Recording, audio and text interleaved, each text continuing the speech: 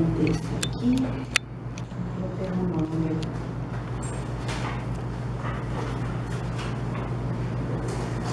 Deuteronômio 24 a 26. Ó Senhor Deus, passaste a mostrar ao teu servo a tua grandeza e a tua poderosa mão. Porque que Deus há nos céus e na terra que possa fazer segundo as tuas obras, segundo os teus poderosos feitos. Rogo-te que me deixes passar para que eu veja esta boa terra que está da além do Jordão, esta boa região montanhosa e o Líbano. Porém o Senhor indignou-se muito contra mim por vossa causa e não me ouviu. Antes me disse, basta, não me fales mais nisso. Essa é uma oração que Moisés fez quando estava de frente o vale de Bet-peor, de onde ele avistava a terra prometida, né? Avistava o rio Jordão e as montanhas. E Deus falou com ele que não. O livro de Deuteronômio é como se fosse uma recapitulação e uma explicação da lei mosaica, de modo a torná-la mais clara para o povo. Moisés chamou o povo para se lembrar da aliança nesse livro, né? Ele escreveu algumas cartas, e a renovar a sua aliança com Deus. No capítulo 3, do verso 23 em diante, ele faz uma linda e piedosa oração, essa que eu acabei de ler, pedindo a Deus que suspendesse o seu julgamento e permitisse que ele entrasse na terra prometida. E ouviu de Deus um sonoro não. Mas como que foi isso? Como que um homem que no Egito foi fiel a Deus em tudo para tirar o povo de lá, e fez tudo o que Deus disse, como Deus disse que era para fazer, no anúncio de cada praga, nos procedimentos para se livrarem dela? Imagina a intrepidez e a coragem de Moisés em anunciar para Faraó e para os egípcios que Deus iria recolher os primogênitos dos homens e dos animais, né, caso ele não libertasse o povo. E depois que disse isso, foi para o meio lá do seu povo, na onde eles moravam, pintar as portas com sangue de cordeiro, levou o seu povo para fazer o mesmo, e cearam com ervas amargas, e comeram pão sem fermento. Cada detalhe da orientação de Deus, Moisés seguiu.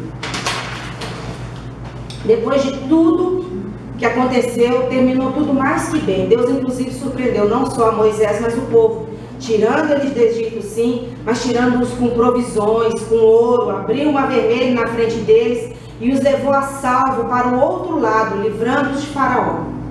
Além desse, há outros episódios de Moisés, onde ele demonstrou muita força de caráter e muita força de fé. Foi para esse homem que Deus disse que ele não entraria na terra prometida. E eu me identifiquei muito com isso, porque eu já joguei muitas oportunidades boas que Deus me deu fora. E eu já vivi momentos assim de êxtase, de Deus me usar em situações difíceis, de Deus me usar em oração, em libertação.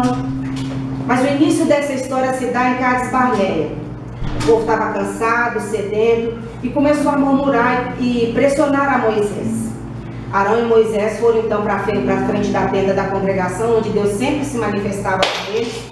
E o Senhor se manifestou a eles dois dizendo assim: pegue a vara e com seu irmão Arão, reúna a comunidade diante desta, fale aquela rocha, e ela verterá água. Vocês tirarão água da rocha para a comunidade e os rebanhos beberão.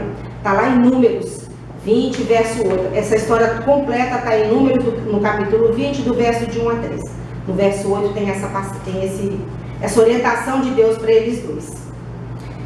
Moisés e Arão, em primeiro lugar, reuniram o povo na assembleia, então, frente à rocha, e falaram com o povo: escutem, rebeldes, porventura tiraremos água desta rocha para vos dar? Nós temos aqui uma expressão egoísta, tiraremos, e nós temos também uma dúvida, porventura, né, a ausência total da glória devida a Deus. O que deveria ser uma expressão como: ouvi agora, rebeldes, com certeza Deus tirará a água dessa rocha e vos dará. É isso que ele devia ter dito. Essa imprudência no falar, deixando de dar a glória a Deus para lançar aquele feito sobre si mesmo e Arão, fez com que Moisés, pode ter feito com que Moisés perdesse a bênção de penetrar com o povo na terra prometida. E como é fácil fazer isso? Como é fácil deixar de dar glória a Deus? Como é fácil a gente se dominar pela vaidade? Segunda coisa que eu vejo aqui é que em Números 20, no capítulo 12, o Senhor se manifesta e fala assim: o Senhor, porém, disse a Moisés e Arão, quando ele dá a sentença, né? O Senhor disse a Moisés e Arão: como vocês não confiaram em mim para honrar minha santidade à vista dos israelitas, vocês não conduzirão essa comunidade para a terra que lhes dou. Muitos anos depois, Moisés faz aquela oração, mas Deus já tinha dito a eles que eles não entrariam. O segundo ponto foi a falta de fé em Moisés. Nós vimos que houve uma dúvida, né? Deus tinha acabado de manifestar-se a eles e ele disse: porventura tiraremos água? Foi a falta de fé. Nós somos assim. Nós temos uma promessa de Deus, Ele começa a agir em nossas vidas para nos preparar. Nós começamos a buscar a Deus com vontade, ver sinais e milagres em nossas vidas, e aí nós não vigiamos e tudo cai por terra. Nós não começamos a ter que esperar e não passamos no teste do tempo. Moisés estava frustrado naquele momento diante de Meribá, estava irado, estava cansado daquela gente com quem ele já estava há tanto tempo no deserto e foi abatido pela passagem do tempo também. Em sua fé e sua esperança, ele foi vencido pelo tempo de espera do cumprimento da promessa e acabou se tornando prisioneiro de si mesmo. Tem algo forte que eu aprendi com a pastora e que tem me feito prisioneira de mim mesma há muitos anos. O Senhor começou a me libertar. Quem faz somente o que quer não se liberta de si mesmo. Se ficar comendo macarrão, não vai ficar com a glicose controlada. Se não estudar e for para uma faculdade, mesmo já com 48 anos, não vai ver o cargo de gerente. Se não mudar os andrajos, não vai ver a glória de Deus, porque esse mundo vê o que a gente tem por dentro, dependendo do que a gente aparece para eles, com o que está por fora. Conclusão.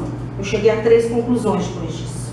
Primeiro, quando recebemos orientação de Deus, e ela vem mesmo, ela vem por meio da palavra, de um pastor, de um profeta, de pessoas especiais que Deus coloca em nossas vidas, e a gente segue aquilo, gente, tudo acontece para o bem. A gente pode dizer como Paulo: tudo será feito do modo por que me foi dito.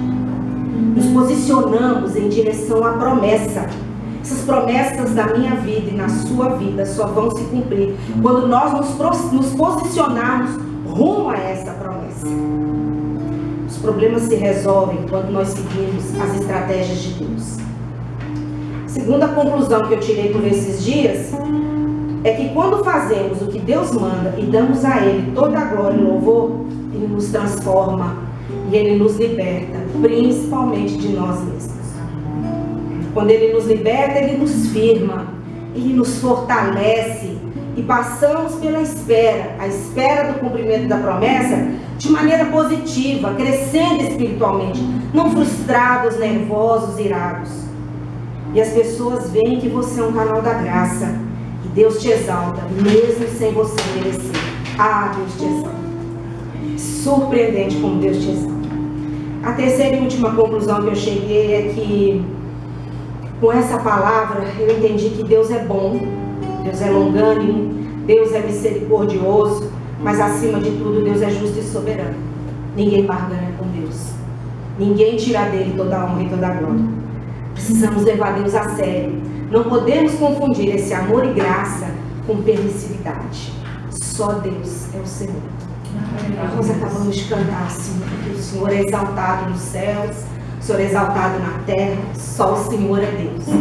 Muito obrigado, Senhor, porque mesmo sem a gente merecer, o Senhor tem nos transformado. Mesmo sem a gente estar totalmente firme muitas vezes no Senhor, o Senhor tem trabalhado em nossas vidas. Clamamos que o Senhor venha nos libertar e transformar, e firmar, e nos ajudar a ficar firmes no Senhor, glorificando a Ti, Senhor, até o dia do cumprimento da promessa, de nós entrarmos na Canaã que o Senhor preparou para cada um de nós.